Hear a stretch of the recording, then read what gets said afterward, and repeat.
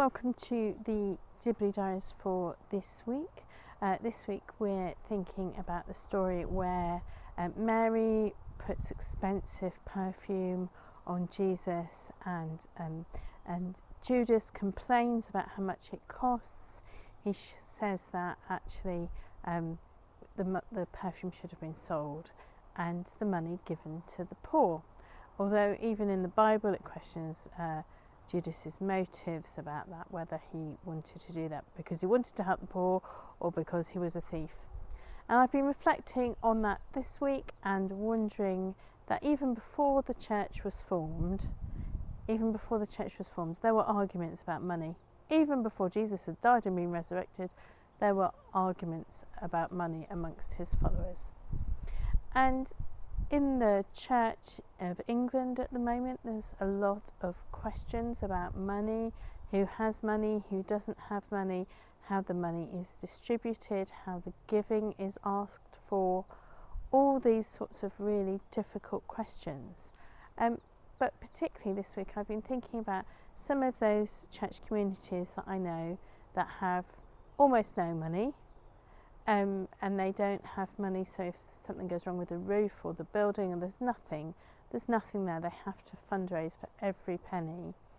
And I've also been thinking about some of those really quite a lot smaller church communities who have a lot of money invested in the bank. Now when I mean a lot, I mean there are church communities I know, a few, who have £250,000 in the bank, £200,000 in the bank in investments. And the people who gave that money for the investments felt that it was going to ensure the future of the church community. But actually, is it right that one church community has lots of money and one church community doesn't have money? Or is it right that people are so reluctant to share money between church communities? So you end up with arguments between people in the centre of diocese who are looking at finance, who are spending the money that they get from selling the resources, historical resources of the church, who then go back and say, well actually we know from looking at your accounts that your 10, 12 more church communities have 1 million, 2 million, 3 million pounds in the bank. And actually what's the purpose of that? Now if I knew the answer of how to sort out all the money worries in the Church of England, I would be not the country vicar that I am, I'd be doing something else. But actually it is a real conundrum at the moment. It's a real puzzle as to how to equitably share the burden of financing Church of England activities from central funds, from funds in the diocese, from funds in each parish. How do we share and use that equitably? Some people will be going, well, it's important that some of the things that we have are precious and expensive. And some people will be saying, actually, we need to spend this money doing good things, maybe even spending it on the poor, as Judas said that he wanted. So, money, it's a conundrum. What is precious and what should be sold and given to the poor?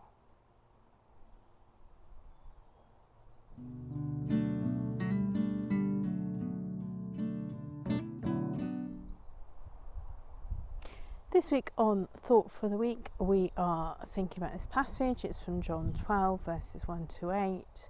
I've already said it's the one where Mary breaks the really expensive jar of perfume and anoints Jesus' feet with it. Judas kind of loses his temper about it, he's very cross about it, and it almost seems added in as a postscript that he was lying about thinking that it should be given to the poor, although 300 denarii is quite a lot of money. So it's like this kind of argument that something really precious has been given to Jesus by Mary, and then Judas is really complaining about the cost of that gift and the cost of what it was, that it could have done other things, it could have done more special things.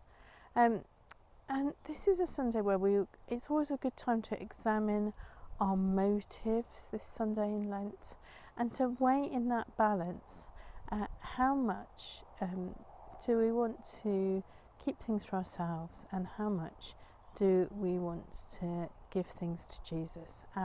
What in particular does that look like when we think about our money and our possessions? What is it that we have that is precious to us? William Morris used to say that you shouldn't have anything in your home that wasn't functional or beautiful, and Marie Kondo snaffled that and said you should only have things in your house which bring you joy. But what do we feel about our possessions? How do we feel that they should be used, that they could be used? What difference do we want what we have to be making a difference in the world? There's this postscript that Judas was only saying those things about selling the perfume because he was a thief, because he kept the common purse and he would have had his fingers in it to take some of the 300 denarii out of it. But it's a real question for us. It's a really important question for our motives. What is it that we think we should be giving to Jesus? And what is it that we think we should be or could be keeping to ourselves? There's a tradition, a long-standing tradition, that you give 10% of everything you have coming in, your income, away. Some people stick to that quite strictly. Some people give more than that away. Some people can't afford to give that much away out of their income, and but it's partly to do with an attitude. What precious things could we be giving to Jesus? What motivates us to give things to Jesus? What motivates us to give things to God?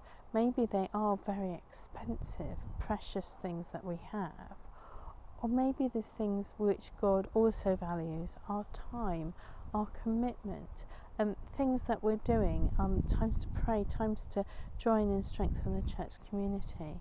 So as we come to thinking about, actually, some things are really precious and I want to give them to Jesus, it's coming through to Passion Tide, and it's just actually, how do we square away our understanding of careful stewardship, but also wanting to give generously and passionately to Jesus?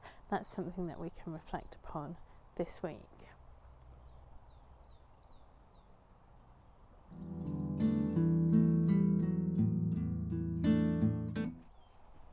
The Dibley moment of the week this week is about something which happened actually quite recently in one of the churches that I work with.